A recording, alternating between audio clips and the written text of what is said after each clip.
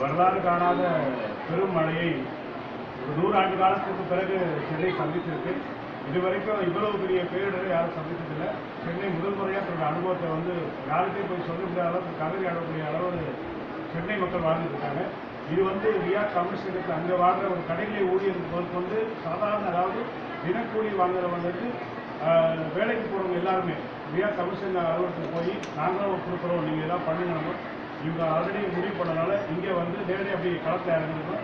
இந்திய கடலோர காவல்படை அவங்க நாங்கள் உதவி பண்ணுறோம், நீங்கள் வாங்க, ஆனால் எக்ஸாக்டான கரெக்டான லொக்கேஷன் கொடுங்க அப்படின்னா நேரடியாக இந்த பகுதியில் ஆராய்ச்சி பண்ணி கிணாத்தில் நீங்கள் நீங்கள் பார்ப்பீங்க. இப்போ இந்த இடத்துல என்ன சொல்லிட்டு கரையோர மக்கள் கிட்டத்தட்ட அவங்க வீடுகள் நிறைய பேர் விழுந்திருக்கு, வீடுகளே கிடையாது. நிறைய மக்கள் அங்கே வந்து அவங்க வீட்டுக்கு உள்ளே வந்து குணங்கள்லாம் ஒதுக்கி இருக்குது. அவ்வளோ மோசமான சூழலில் வாழக்கூடிய மக்கள் இன்ன வரைக்கும் அவங்களுக்கு வந்து ஒரு கழிப்பிட வசதி கூட அவங்களுக்கு கிடையாது. இதுக்கு பக்கத்தில் ட்ராக்கில் தான் அவங்க எல்லாம் உட்காராங்க. ஒரு வளர்ந்த சமூகம், ஒரு பொம்பளை பிள்ளைங்கள்லாம் வந்து ரோட்டில் போய் மழை பெய்யக்கூடிய ஒரு கேவலமான நாட்டில் நம்ம வாழ்ற வருத்தத்தோட ரொம்ப கண்ணீர் வச்சாங்க.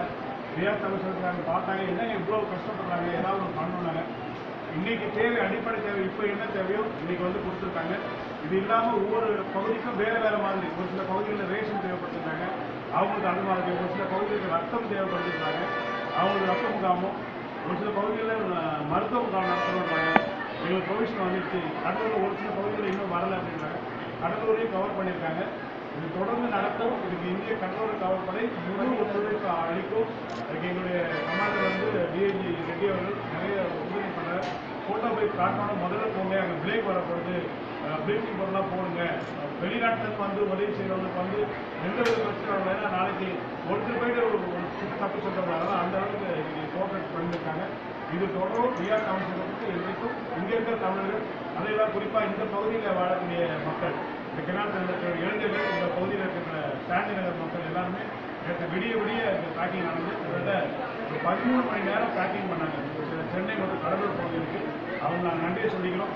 ஏன்னா அவ்வளோ சின்ன சின்ன பசங்க இன்னைக்கு காலையில் பார்த்து ரொம்ப ஆச்சரியப்படுறோம்.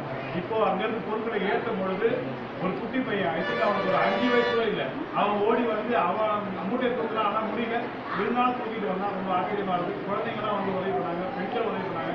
நேற்று லேடிக்கு 1 மணி வரைக்கும் உட்காந்து பேக் பண்ணாங்க. அவங்க குழந்தைங்களாம் இருக்குது. அது மாதிரிலாம் வந்து ரொம்ப சந்தோஷமாக இருக்குது. நம்முடைய பணிகள் தொடரணும். இது போன்ற இடர்பாடுகள் இன்னும் வரக்கூடாது. இதுதான் எங்களுடைய கோரிக்கை.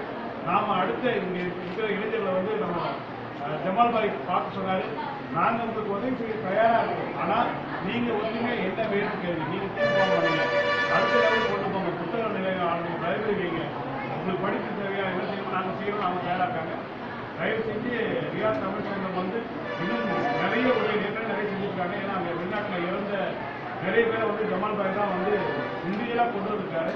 அது சில பேர் வாங்கவே மறக்கிற உடல்களை கூட கொண்டு வந்திருக்காரு. அங்கே சில மாதிரி அவர் சட்டத்தில் விட்டது என்ன பண்ணணுமோ அவ்வளோத்தையும் ரியாத் கமிஷன் தொடர்ந்து பண்ணிக்கிட்டே இருக்கு. அவங்களுக்கு சென்னை மக்கள் சார்பாகவும் இங்கே இருக்கிற கிணால் பிரிவு மக்கள் சார்பாகவும் நான் நன்றியை தெரிவிக்கிறேன். இந்திய கடலோர காவல்துறை சார்பாக நான் வழக்குகளையும் நன்றி தெரிவிக்கிறேன்.